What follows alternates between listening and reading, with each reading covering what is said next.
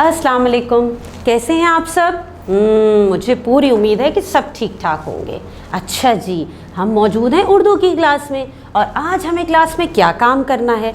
आज मैं आपके लिए बहुत ही इंटरेस्टिंग सी एक एक्टिविटी, एक चीज़ लेकर आई हूँ और पता है वो क्या है? वो है कहानी। आज मैं आपको एक कहानी सुनाऊंगी जो बहुत मज़ेदार है। आप सुनना चाहते हैं?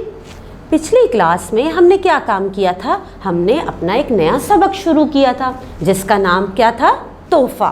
बिल्कुल सही। और हमने उस सबक से कुछ नए अल्फाज भी सीखे थे, उनके जुमले भी बनाए थे।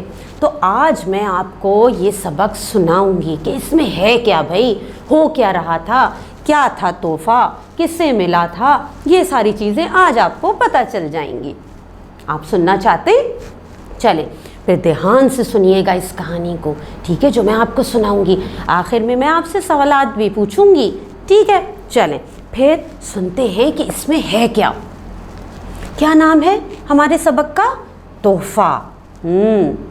क्या रात थी, ऐसा तूफान कि बिजली की गरज से शेरों के दिल भी कांप रहे थे और आसमान तो जैसे पानी बनकर बह जाने के लिए तैयार था। जंगल के सब जानवर छुप गए थे। दूर गार में भालू के जुड़वां खूबसूरत गोल मटोल प्यारे से बच्चे चीना और मीनू रात गुजरने के इंतज़ार में आंखें बंद किए बैठे थे। रफ्ता रफ्ता सूरज की किरणों ने सुबह होने का ऐलान किया। चीना बोली, भैया बहुत जोर की भूख लगी है, चलो नदी से मछली पकड़ते हैं। हाँ हाँ जल्दी करो, मीनू बोला। दोनों नदी पर जा पहुंचे। अचानक चीना ने अपना पंजा तेजी से पानी में डाला तो एक छोटी सी मछली उसके हाथ में आ गई। मीनू, वाह, ये तो बहुत मज़े की लगेगी खाने में, मुझे भी दो ना। चीना, ये तुम ले लो, मैं और पकड़ लेती हूँ। मीनू, तुम अपनी दूरबीन लेकर क्यों नहीं आई? मछली पकड़ने में आसानी होती। चीना, रात तूफान ऐसा था, मैं दूरबीन लाना ही भूल गई। मीनू, लेकिन देखो, मैं अपना लट्टू लेकर आया हूँ, खाने के बाद खेलना भी तो है। दोनों मछली खाकर खेलने लगे। शाम होते ही उन्होंने घर का रुख किया। चीना ने आते ही अपनी दूरबीन निकाली और मीनू ने अपना लट्टू। अरे ये क्या? मीनू चिल्लाया, देखो देखो, इसमें से तो रोशनी नहीं निकल रही। चीना ने लट्टू हाथ में पकड़ा तो पता चला उसमें पानी चला गया है। हाँ, अब क्या होगा? अफसुर्दा मीनू बोला। चीना, कोई बात नहीं, बाजार से और ले आएंगे। मीनू, लेकिन कैसे? वो दूसरी तरफ मुंह करके लेट गया। दो मोटे मोटे आंसू उसके गालों पर टपकते और मीनू सो गया। चीना सारी रात सो न सकी। सुबह उठते ही दूरबीन उठाकर बाजार की तरफ चल पड़ी।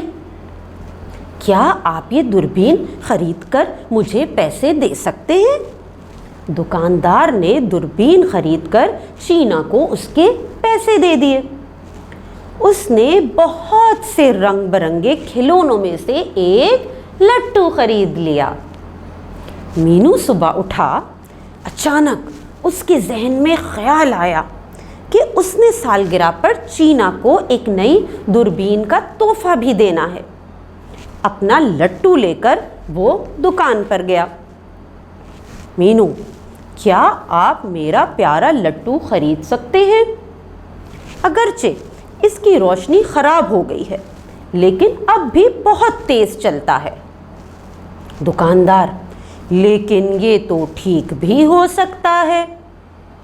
मीनू, नहीं नहीं, आप बस मुझे इसके पैसे दे दें। उसने इन पैसों में मज़ीद पैसे मिलाकर एक नई दूरबीन खरीद ली। सालगिरह के दिन दोनों बहुत खुश थे भाई। मीनू, अपना तोहफा खोलो ना, तुम्हें बहुत पसंद आएगा। चीना, अच्छा। मीनू, बल्कि ऐसा करते हैं, दोनों एक साथ तोहफा खोलेंगे, बहुत मज़ा आएगा। चीना, हाँ ठीक है। दोनों ने जब तोहफे खोले तो हैरत और खुशी से एक दूसरे को गले लगा लिया। वो उछलते कूदते खुशी से नदी की तरफ चले गए। आज तो तितलियां भी उनके साथ साथ उड़ रही थीं।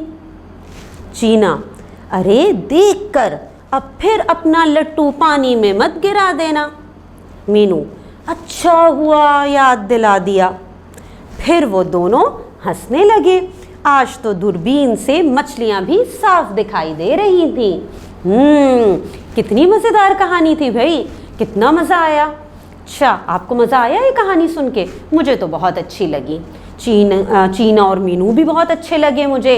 उन दोनों के तोहफे भी बहुत अच्छे लगे। चीना के पास क्या था? लट्टू? नहीं, दूरबीन, बिल्कुल ठीक। और मीनू के पास क्या था? लट्टू। अच्छा, मुझे ये बताएं कि मेरा सवाल भी है आपसे ये पहला, कि ये सोचिए कि जो मीनू का लट्टू है वो क्यों ख़राब हुआ था? ठीक है ना, क्या वजह थी?